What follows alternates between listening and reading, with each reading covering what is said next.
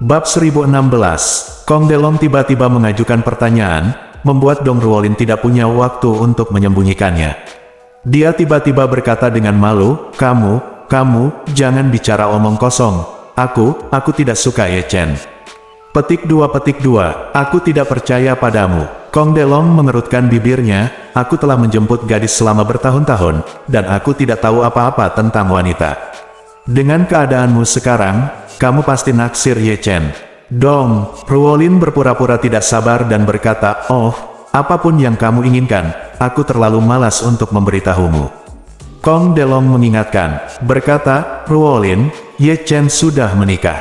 Sebaiknya kamu menjauh darinya. Jika tidak, jika tersiar kabar bahwa putri sulung keluarga Dong menyukai pria yang sudah menikah, keluarga Dong akan dipermalukan olehmu.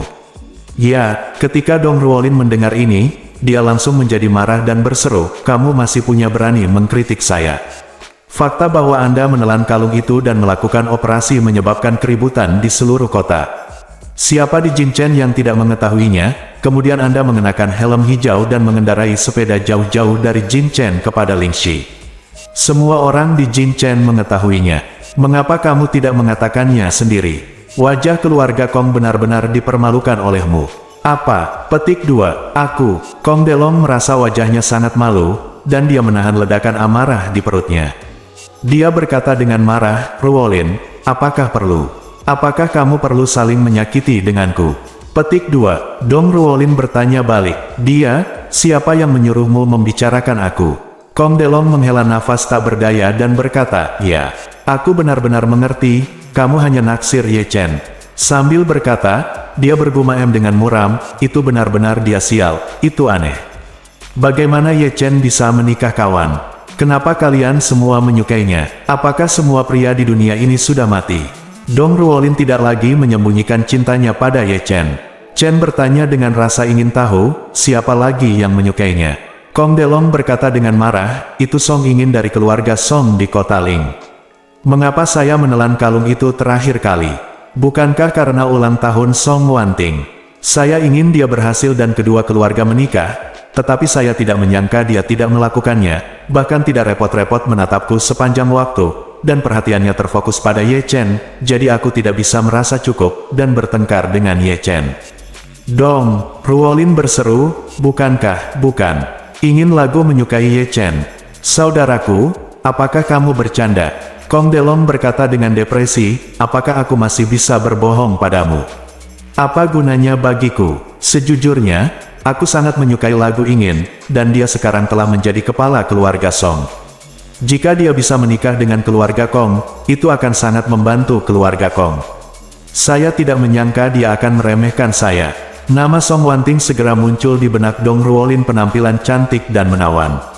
Meskipun Dong Ruolin juga merupakan wanita tertua dari keluarga kaya, dia benar-benar kurang percaya diri di depan Song Wanting. Pertama-tama, kekuatan keluarga Song tidak lebih lemah dari keluarga Dong. Kedua, Song Wanting memang merupakan kecantikan top yang langka. Tidak hanya dia sangat cantik, tetapi dia juga memiliki temperamen yang sangat baik. Dia benar-benar kecantikan terbaik yang sempurna. Dong Ruolin bahkan menganggap Song Wanting adalah wanita tercantik di kota Ling dalam arti sebenarnya, meski penampilan Xiao Churan tidak kalah dengan Song Wanting, namun temperamen Xiao Churan masih sedikit lebih buruk dari Song Wanting, seorang nyonya dunia. Dan yang lebih menakjubkan lagi adalah Song Wanting kini menjadi kepala keluarga Song. Ini bukanlah sesuatu yang bisa dibandingkan dengan seorang wanita tertua. Bagaimanapun, sebagian besar wanita tertua dari keluarga besar adalah orang luar yang akan menikah di masa depan.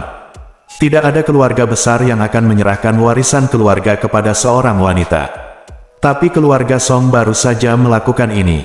Wanting Song sekarang bertanggung jawab atas sebuah keluarga besar yang bernilai ratusan miliar, dan jelas merupakan wanita terkaya di negara ini.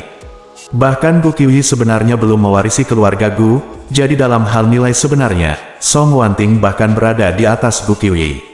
Kecantikan super dengan penampilan cantik dan hati yang cerdas juga menyukai Ye Chen, hal ini membuat Dong Ruolin sadar akan tekanan persaingan yang kuat. Kong Delong di samping melihat bahwa dia telah berhenti berbicara dan memiliki ekspresi sedih di wajahnya. Dia tidak bisa menahan nafas dalam hatinya, bagaimana aku, Kong Delong, lebih buruk dari Ye Chen? Mengapa dia begitu populer? Petik 2. Saat Kong Delong berkendara ke Yipin Mansion, di area Villa Yipin Mansion yang tenang, ledakan kutukan keras terjadi di pagi hari. Orang yang mengutuk adalah Nyonya Xiao Tua. Dia bangun pagi-pagi dan menemukan bahwa 200 yuan di sakunya telah hilang. Pikiran pertamanya adalah uang itu telah dicuri. Saat itu, dia mengira 80% uangnya dicuri oleh Zhang Gaifen dan yang lainnya. Tetapi ketika dia ingin membawa Qian Hongyan dan menghadapi Zhang Gaifen bersama-sama, dia menemukan bahwa Qian Hongyan telah meninggalkan pesan dan dia menghilang. Pada saat ini, Nyonya Xiao menyadari bahwa 200 yuan uang hasil jerih payahnya telah dicuri oleh menantu perempuan tertuanya, Qian Hongyan. Dia meledak saat itu juga. Anda tahu, 200 yuan ini diperolehnya sendiri melalui kerja keras, pemukulan dan omelan. Dia tidak punya waktu untuk mengeluarkan 1 sen pun dan semuanya dicuri oleh Qian Hongyan.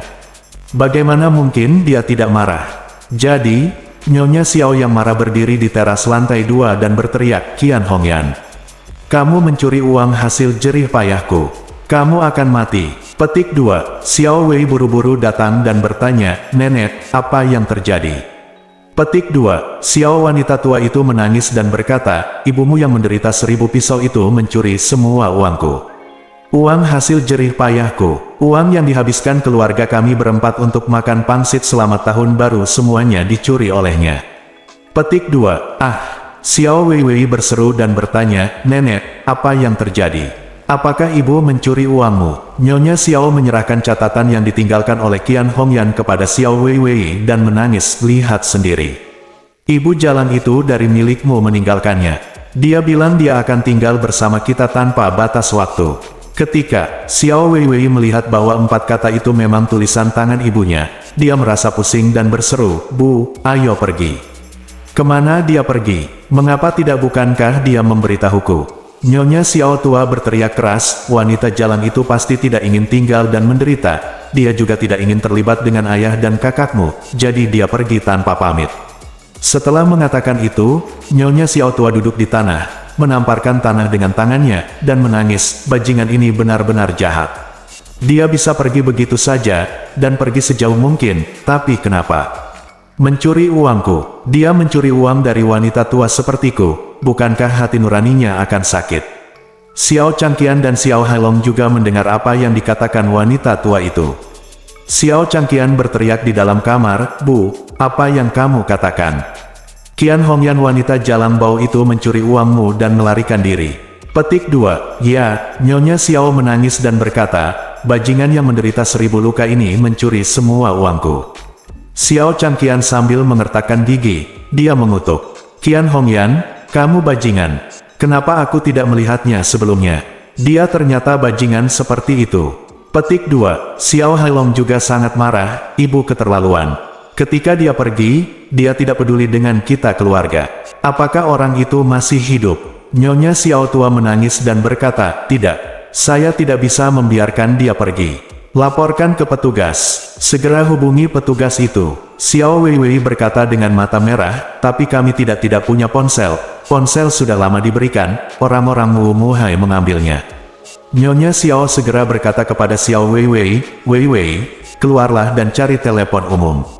Menelepon telepon umum gratis. Cepat pergi. Semakin cepat kamu melaporkannya ke polisi, semakin besar peluangmu untuk menangkap wanita jalan bau itu. Petik 2. Bab 1017. Malan sedang memasak di lantai pertama. Ketika dia mendengar Nyonya Xiao memarahi jalanan di pagi hari, dia segera keluar dengan tongkat untuk menyaksikan kegembiraan itu.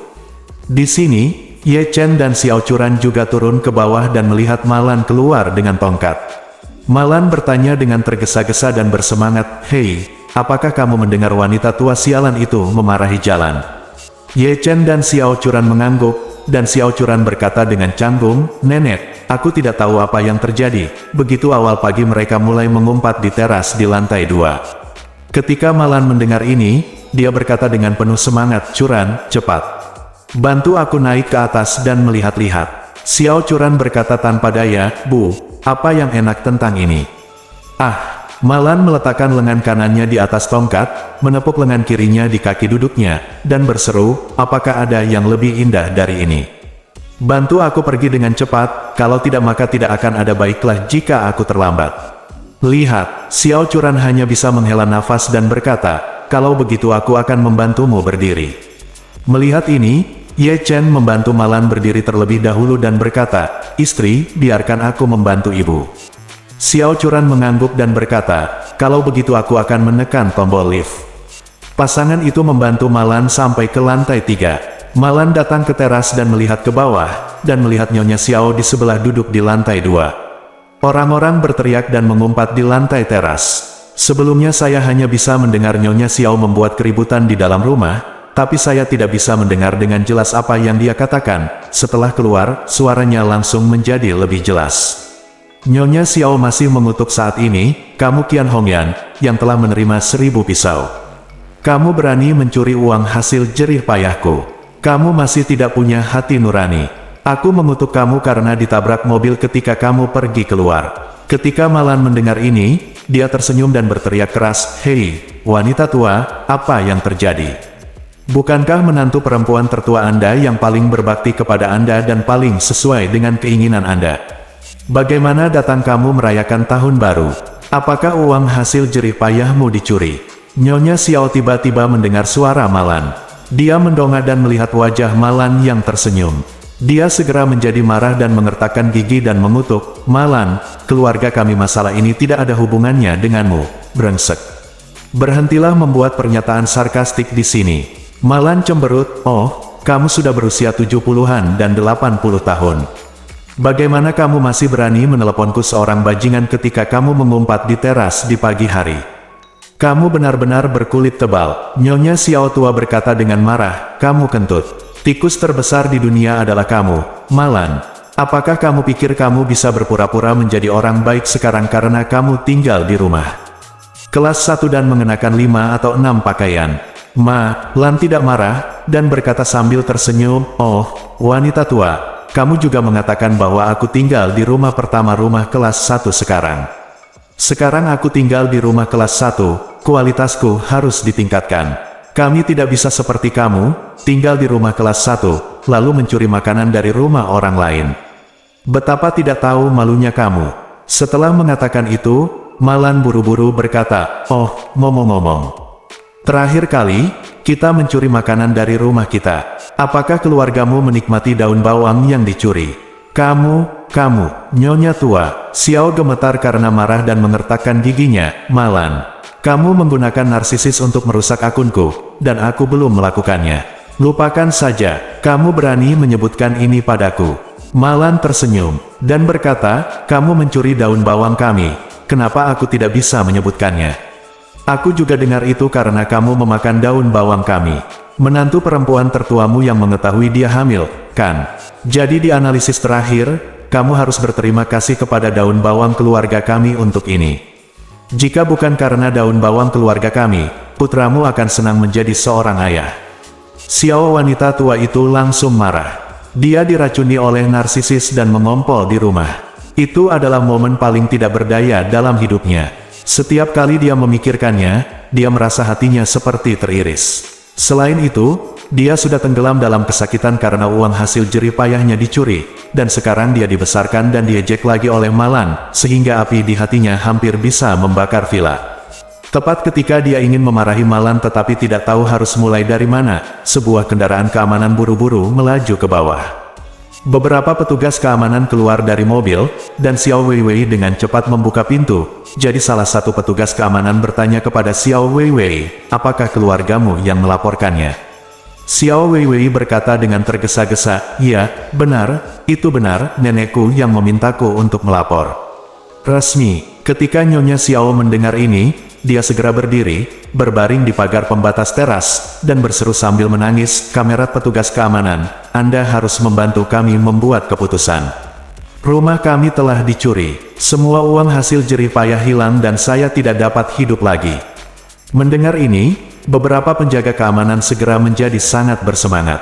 Lagi pula, orang yang bisa tinggal di rumah mewah kelas 1 sangat kuat secara finansial, dan uang hasil jerih payah yang mereka sebut pasti merupakan jumlah yang sangat besar. Kalau dipikir-pikir, bagi orang yang bisa dengan mudah tinggal di villa dengan harga lebih dari 100 juta yuan, apa arti 3 hingga 5 juta bagi mereka? 30 hingga 50 juta mungkin hanya sebuah kerutan. Tapi melihat betapa hancurnya wanita tua itu, sepertinya jumlahnya pasti lebih dari 30 hingga 50 juta.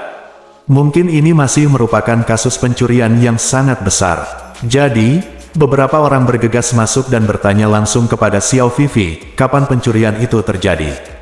Berapa banyak harta benda yang dicuri? Petik 2. Xiao Wei sedikit malu dan berkata, baiklah, silakan pergi ke lantai 2 dan tanyakan pada nenek saya. Uang yang hilang itu miliknya, dan dia paling tahu situasinya.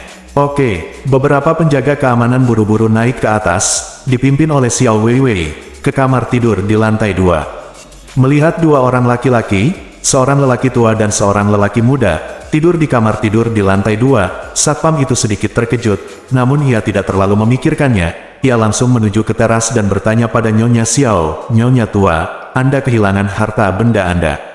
Ya, ini saya, Nyonya Xiao berkata dengan marah, seorang wanita bernama Qian Hongyan.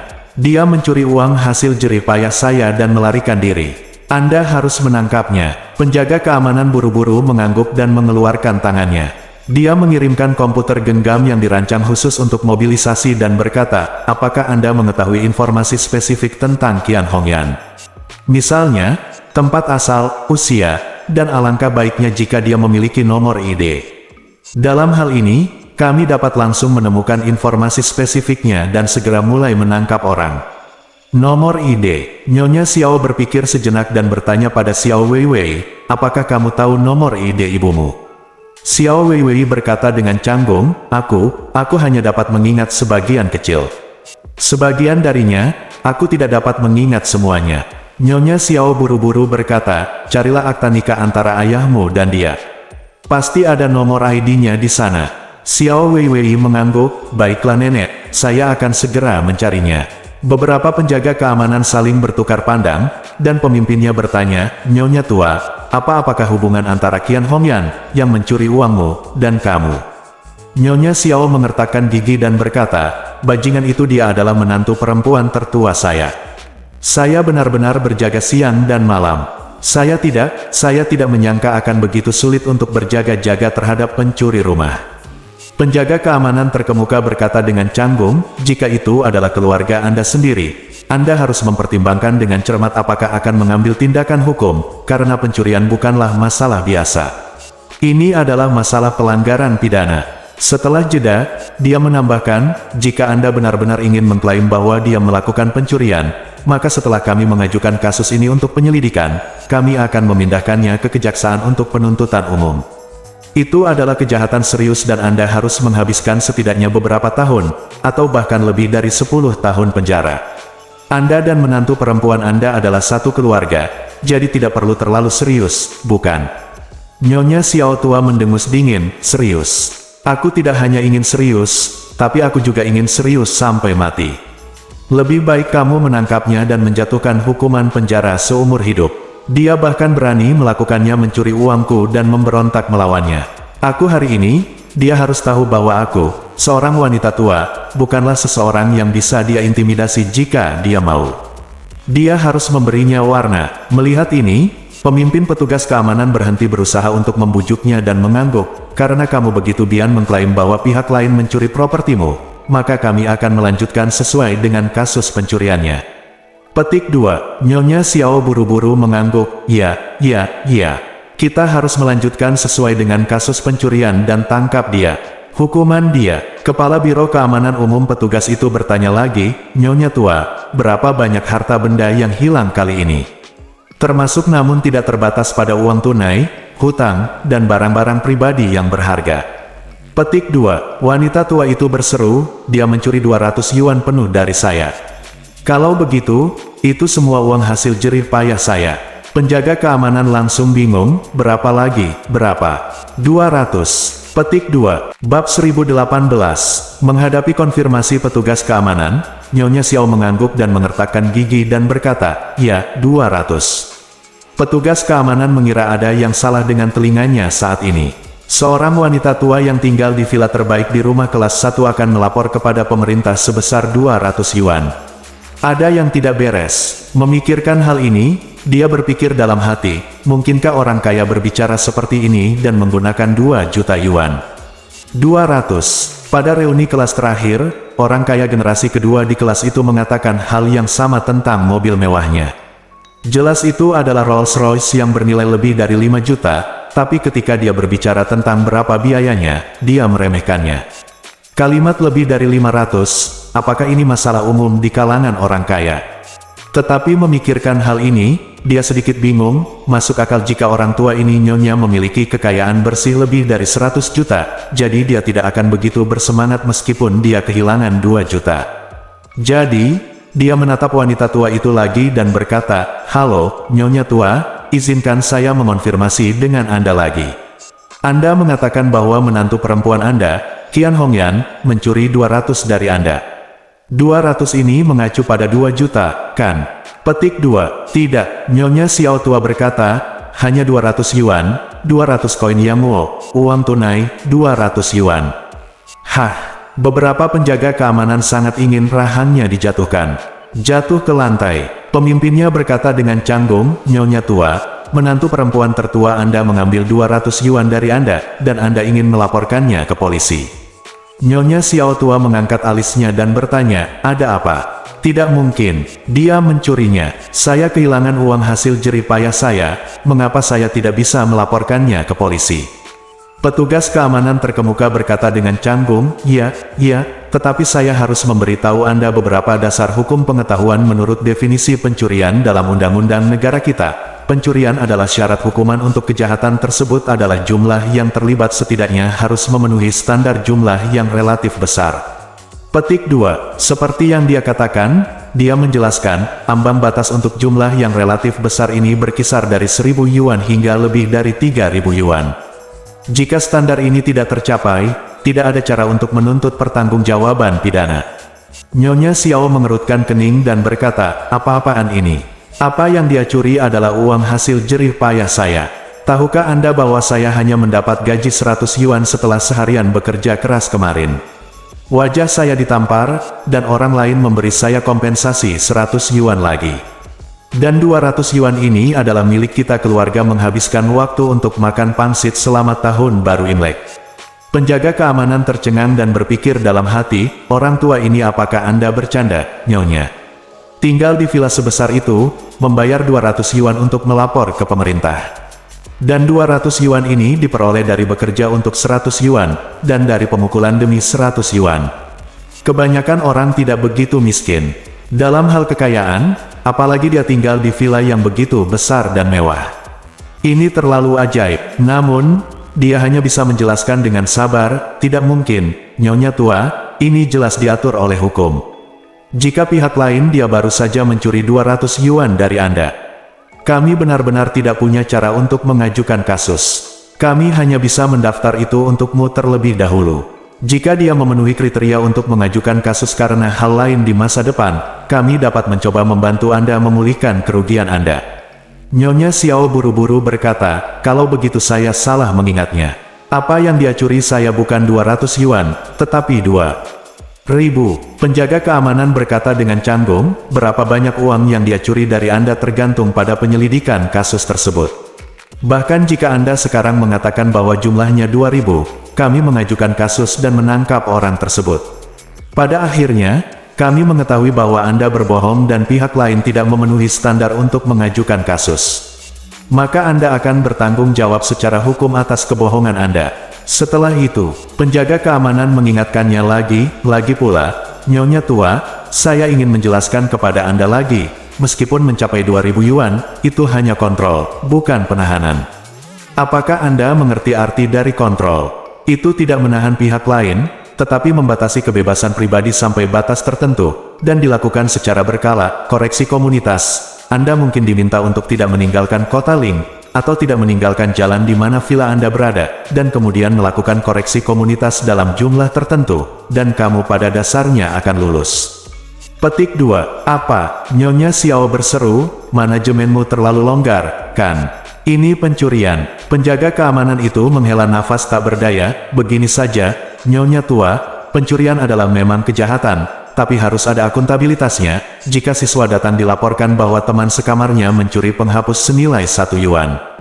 Haruskah kita juga menangkapnya? Ini tidak pantas. Setelah itu, kata Satpam lagi, Nyonya tua, menantu perempuan Anda hanya mencuri 200 yuan dari Anda.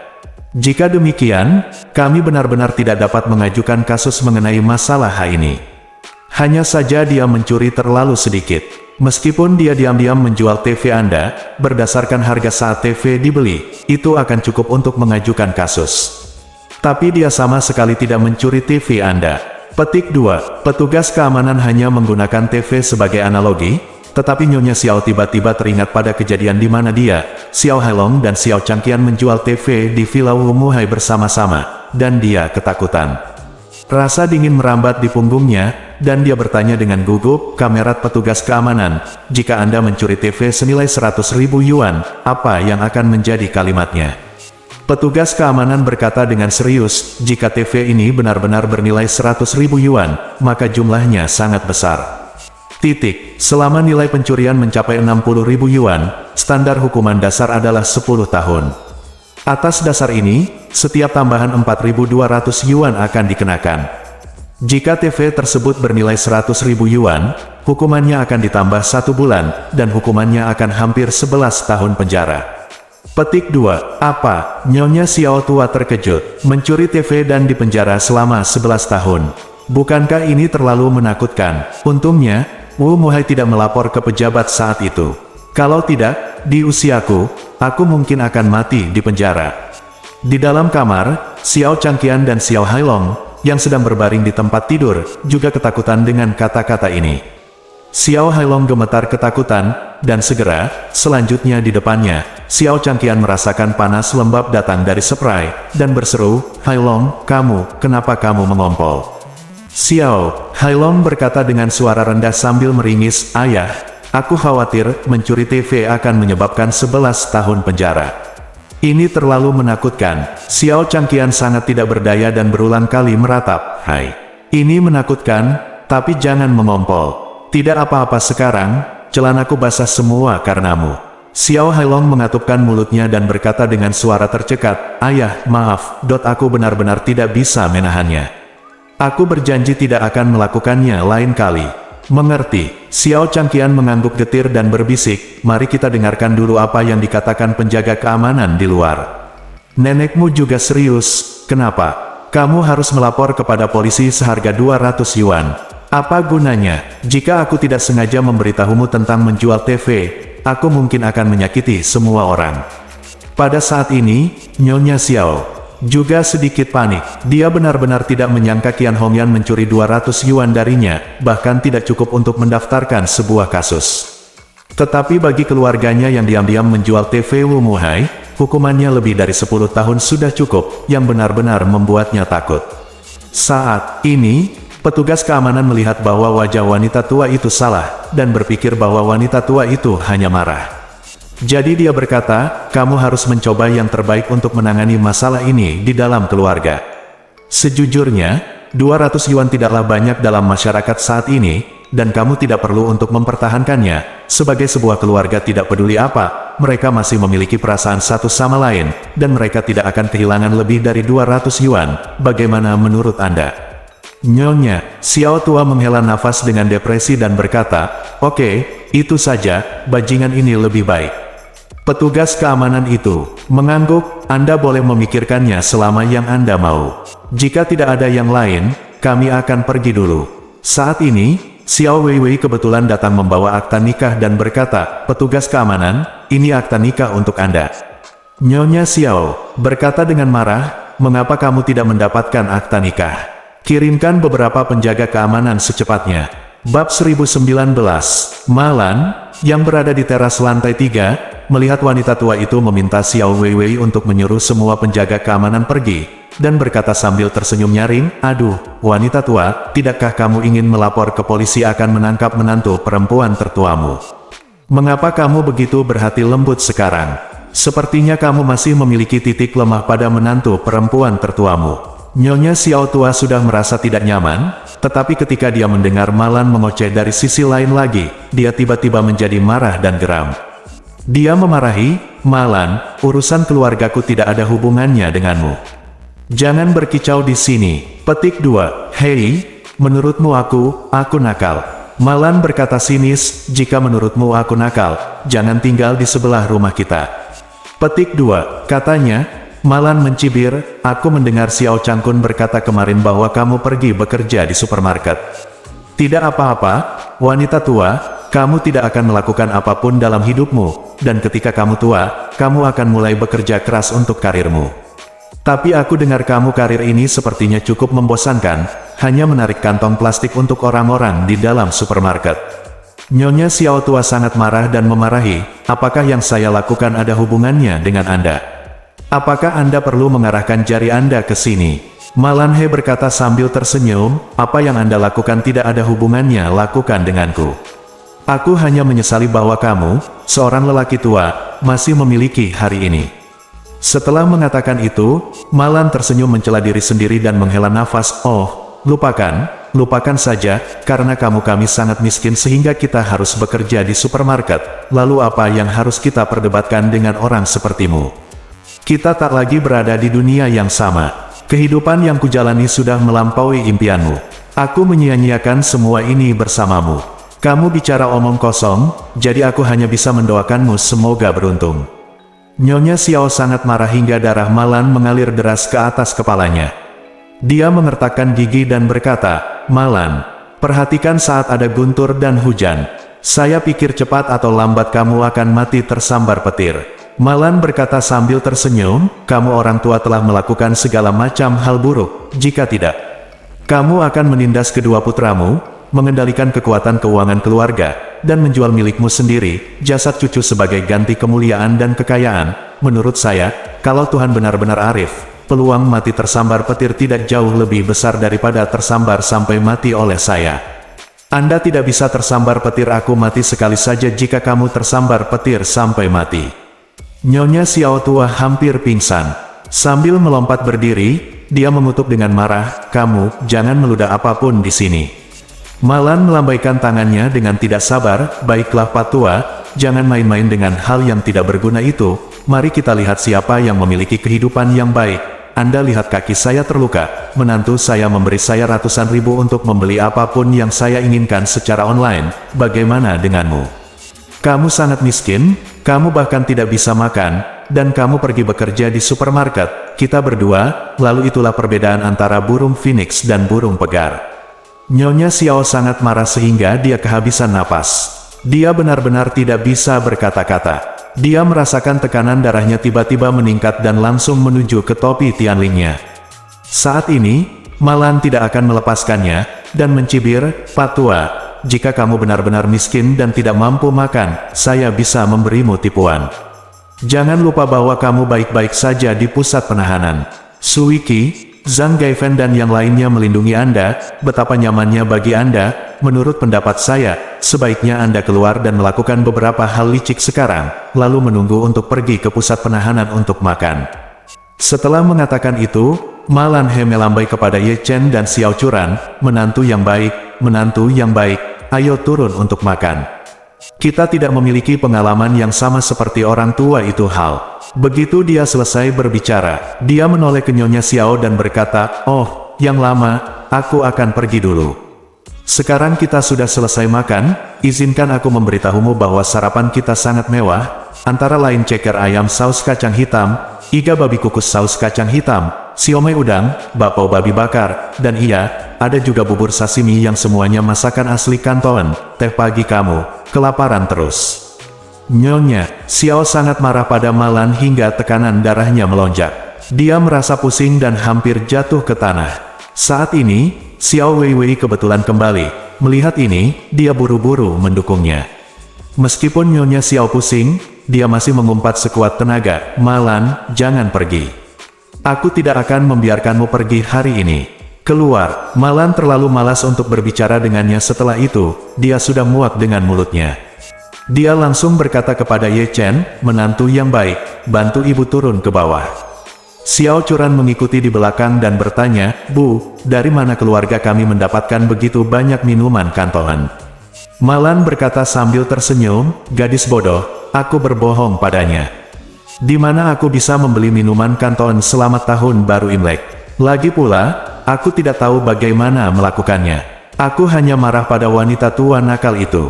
Malan melanjutkan, "Kamu tidak tahu, nenekmu. Dia biasanya paling suka teh ala kanton. Jika dia tidak ada urusan, dia akan pergi ke kedai teh untuk makan sepanjang pagi. Setiap kali dia pergi ke sana, dia makan masakan kekaisaran seperti janda permaisuri Cixi, satu pesanan dan sebuah meja besar. Sekarang dia telah menjadi keluarga miskin, kenapa aku tidak memberinya rangsangan yang baik?" Xiao Churan menghela nafas tak berdaya dan berkata, "Bu, ini waktunya untuk akhiri dendammu dengan nenek, kan? Dia sudah sangat tua, jadi jangan sama dengannya." Malan berkata dengan nada menghina, "Jadi bagaimana jika kamu lebih tua? Biar ku beritahu, ada grup orang-orang dalam masyarakat ini, semakin tua mereka, semakin buruk keadaannya. Orang-orang seperti itu, semakin tua mereka, semakin mereka tidak bisa bernapas, semakin banyak hal-hal buruk yang mereka kumpulkan, mereka semua berbau busuk. Kamu tidak tahu bagaimana dia menyiksaku di pusat penahanan. Saya tidak terburu-buru dan memukulinya sampai mati, jadi saya sudah melakukan yang terbaik." Xiao Churan tidak ada hubungannya dengan ibu ini, jadi dia harus berbicara, "Baiklah, Bu, kita sarapan apa?" Malan berkata, "Kami punya mie untuk sarapan. Saya memesan mie tomat dan telur." Setelah mengatakan itu, dia menatap Ye Chen dan berkata dengan datar, "Enak sekali menantu laki-laki. Jangan merasa tidak puas. Ketika kaki ibu sudah sembuh, aku akan keluar dan membeli semua jenis ikan besar dan daging setiap hari untuk membuatkan makanan besar untukmu." Ye Chen tersenyum dan berkata, "Bu, aku tidak pilih-pilih soal makanan. Sebaiknya kamu memasak lebih banyak untuk Churan. Ayo makan." "Tentu saja," Malan berkata sambil tersenyum, "saat kamu bersiap untuk hamil, kamu perlu makan lebih banyak makanan enak untuk kondisikan tubuhmu." Xiao Churan berkata dengan malu-malu, "Bu, kenapa kamu melakukan ini lagi?" "Omong kosong," Malan berkata dengan serius, "bagaimana ini bisa disebut omong kosong? Ibu pernah ke sini sebelumnya. Sebelum seorang wanita menginginkannya untuk punya bayi, dia harus membuat tubuhnya sehat. Jangan seperti ibu, hanya bingung. Hamil." Ye Chen tampak malu ketika mendengar ini dan berpikir dalam hati, "Kamu jelas-jelas memanfaatkan kemabukan Xiao Changkun dan mengambil inisiatif untuk berhubungan seks dengannya. Itu dianggap sebagai tindakan yang disengaja. Bagaimana kamu bisa hamil begitu saja?" Xiao Churan tidak ingin memikirkannya saat ini. Terus mendiskusikan topik ini dengan ibunya, katanya, "Ngomong-ngomong, Bu, Ruolin dan sepupunya akan datang dan duduk bersama nanti. Jangan bicara omong kosong kalau begitu." Petik 2. Malan bertanya dengan heran, "Ruolin ingin ikut? Dia belum kembali ke Jingchen?" Xiao Churan mengangguk, "Dia belum kembali. Bukankah dia bekerja di grup Dihao? Semua pekerja kantoran sedang libur hari ini, jadi dia datang ke rumah kami untuk berkunjung dulu, lalu aku akan kembali ke Jingchen untuk merayakan tahun baru." Malan bertanya lagi, apakah dia akan kembali bekerja setelah tahun baru? "Ayo," Xiao Churan berkata, dia sangat menyukai pekerjaannya di M Grand Group. Malan memukul bibirnya, dia memukul bibirnya dan berkata dengan serius, "Ada yang tidak beres." Xiao Churan bertanya dengan heran, "Ada apa?" Malan berkata dengan sangat serius, "Keluarga Dong begitu kuat, bagaimana dia bisa menyukai Dihao ini? Apa kerjaan untuk grup, dan dia sudah melakukannya begitu lama, saya pikir dia pasti punya rencana lain." Petik 2. Bab 1020. Ye Chen tidak menyangka bahwa penilaian Malan terhadap Dong Ruolin bisa begitu akurat. Faktanya, saat Dong Ruolin pertama kali tiba di grup Dihao, Ye Chen sudah menebak motifnya. Keluarga Dong pasti pernah mendengar bahwa keluarga Ye mengatur keturunan di kota Ling, dan juga membeli grup Dihao sebagai hadiah kepada pihak lain. Oleh karena itu, keluarga Dong menganggap ini adalah kesempatan bagus untuk menjadi orang pertama yang memanfaatkannya. Situasi ini, jadi mereka mengatur agar Dong Ruolin datang. Awalnya, Ye Chen berencana untuk mencegah Dong Ruolin berhubungan dengannya di grup Dihao. Dengan cara ini, dia tidak akan dapat menemukan identitas aslinya untuk waktu yang lama, dan percaya bahwa dia akan segera meninggalkan kota Ling. Namun siapa sangka Dong Ruolin akan jatuh cinta pada dirinya sendiri secara kebetulan. Sejak dia menyatakan cintanya kepada Ye Chen tahu di dalam hatinya bahwa tidak mungkin menyingkirkan wanita ini untuk sementara waktu. Di sini, Xiao Churan mendengar ibunya berkata bahwa Dong Ruolin datang ke kota Ling karena alasan lain, jadi dia tidak bisa menahan tawa dan berkata, "Bu, kamu ingin pergi kemana?" "Aku hanya datang untuk bekerja, jadi apa rencana lain yang kamu lakukan?" "Kamu punya," Malanpi berkata sambil tersenyum, "kalau begitu izinkan saya bertanya, jika keluarga Anda memiliki 100 miliar, apakah Anda akan melakukan pekerjaan dengan gaji tahunan beberapa juta setahun?" Xiao Churan berpikir sejenak, berkata, mungkin dia hanya ingin menjadi wanita mandiri, atau dia hanya ingin bekerja keras sendiri di tempat kerja, atau mungkin hanya karena perasaan. Perasaan, tanda tanya tanda seru petik 2. Malan melambaikan tangannya dan berkata dengan serius, "Oh putriku, kamu tidak mengerti. Di dunia ini, orang miskin mungkin memiliki apa yang disebut perasaan, tapi orang kaya pasti tidak." Setelah mengatakan itu, Malan berkata dengan tekad, orang-orang kaya ini, satu mereka semua adalah orang-orang tanpa keuntungan yang tidak mampu datang lebih awal. Semua energi mereka terfokus pada menghasilkan uang. Mereka berharap dapat menggunakannya dan menciptakan nilai, sehingga mereka tidak akan pernah bisa pergi ke tempat kecil untuk membuang-buang waktu. Satu-satunya penjelasan adalah bahwa mereka menyukai sesuatu di tempat kecil ini. Mungkin ada harta tak ternilai yang tersembunyi di kota Ling kita. Xiao Churan berkata tanpa daya, "Bu, itu cukup sederhana. Benda ini tidak semisterius apa yang kamu katakan." Malan berkata dengan serius, "Jangan percaya. Ketika aku masih kecil, aku mendengar nenekku berkata bahwa kampung halaman mereka berada di sarang gunung, dan kami tidak bertemu banyak orang sepanjang tahun. Orang luar dan orang kaya bahkan tidak mendatanginya, namun mulai tahun tertentu, beberapa orang kaya akan mendatangi mereka setiap tahun untuk menyumbangkan uang guna membangun kuil. Ada yang menyumbang ke kuil bumi, dan ada pula yang menyumbang ke kuil Guanyin. Para dewa di sana sangat mujarab. Orang-orang di pegunungan sangat bingung dan berpikir sendiri, mereka belum pernah mendengar bahwa ada dewa yang sangat mujarab di sini. Jika ada dewa, bagaimana kita bisa begitu miskin dan memiliki tidak ada yang bisa dimakan? Itu tidak masuk akal, kan?" Xiao Churan mengangguk, "Ini memang agak aneh. Lalu apa?"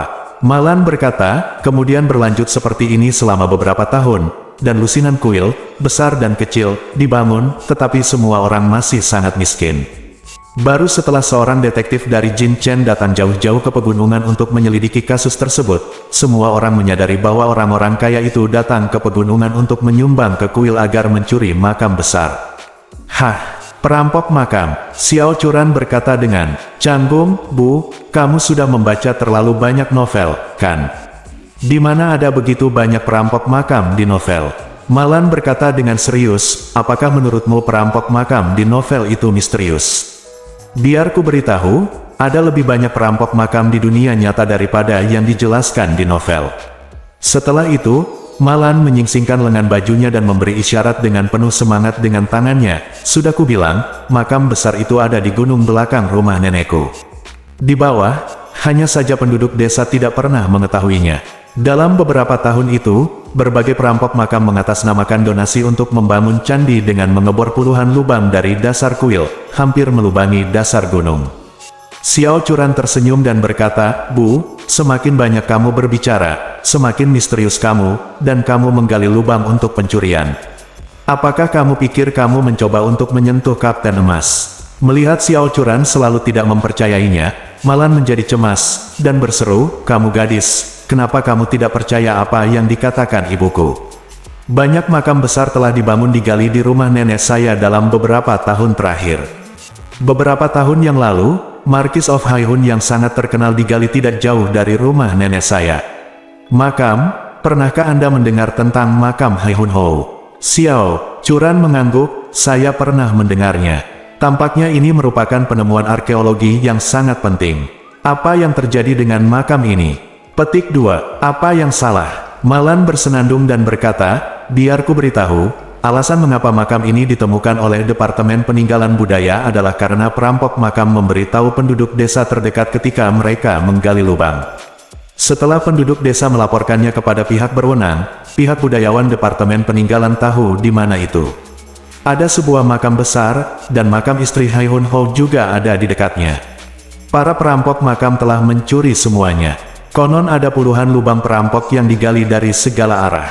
Xiao Churan tercengang saat mendengar ini, apakah perampok makam ini benar-benar kuat? Petik 2. Malan sedikit cemas dan berkata, jika kamu tidak percaya padaku, cari saja di internet. Ye Chen di samping mengangguk dan setuju. Sayang, kamu memang sedikit cuek tentang masalah ini. Faktanya, ada banyak pengrajin yang sangat kuat di antara masyarakat. Dalam novel perampokan makam yang kamu baca, sebenarnya ada banyak perampok makam di kehidupan nyata. Jika kamu tidak percaya padaku, tanyakan pada ayahmu. Setiap tahun di kalangan barang antik, banyak peninggalan budaya yang digali diperdagangkan secara pribadi. Terus terang, semuanya dicuri oleh perampok makam. Saat dia berbicara, Ye Chen melanjutkan. 10 atau 20 tahun yang lalu, di ibu kota provinsi di wilayah tengah, ada kasus pencurian cordyceps. Sebuah toko yang menjual cordyceps mencuri 200 kg dalam semalam. Cordyceps bernilai puluhan juta, apakah kamu tahu bagaimana pihak lain mencurinya? Xiao Churan menggelengkan kepalanya, bagaimana kamu mencurinya? Ye Chen berkata, mereka mencurinya dengan menggali lubang. Mereka menyewa toko di seberang toko cordyceps, menggali lubang puluhan meter di bawah tanah, mengebor langsung ke dalam tanah toko cordyceps, lalu mengebor dan mencuri semua cordyceps. Berjalan, Xiao Churan berkata dengan heran, ini luar biasa. Ye Chen mengangguk, selain perilaku ilegal dan kriminal mereka, keterampilan mengebor lubang mereka memang sangat mengesankan. Malan memandang Xiao Churan dan berkata, apakah kamu percaya dengan apa yang aku katakan sekarang? Xiao Churan tidak punya pilihan selain mengangguk. Bu, aku percaya. Malan bersenandung, lalu berkata, kalau begitu, kamu sekarang mengerti apa? Artinya tanpa keuntungan, bukan? Bagi perampok makam, jika tidak ada makam kuno di pegunungan, siapa yang akan pergi ke tempat terpencil seperti itu untuk menyumbang ke kuil? Hal yang sama berlaku untuk Dong Ruolin jika kota Ling tidak menguntungkan. Mengapa dia, wanita tertua dari keluarga Jin Chen, datang ke sini untuk membuang-buang waktu? Makanya saya bilang, pasti ada harta karun besar di kota Ling yang tidak kita duga. Xiao Churan mengerutkan kening dan berkata, tetapi tidak ada harta karun di kota Ling. Bahkan jika ada makam kuno, keluarga Dong tidak mungkin merampoknya. Lan berkata, harta karun besar yang saya bicarakan belum tentu berupa makam kuno. Mungkin ada orang besar yang bersembunyi di kota Ling kita. Xiao Churan tersenyum dan berkata, tembakan besar. Peluang besar apa yang menarik minat keluarga Jin Chen? Setelah mengatakan itu, dia menunjuk ke arah Ye Chen dan menggoda, banyak orang di kota Ling memanggil menantu laki-lakimu Tuan Ye, mengatakan bahwa menantu laki-lakimu adalah sejenis naga sungguhan di dunia. Apakah dia seorang yang tersembunyi kesempatan besar? Bersambung.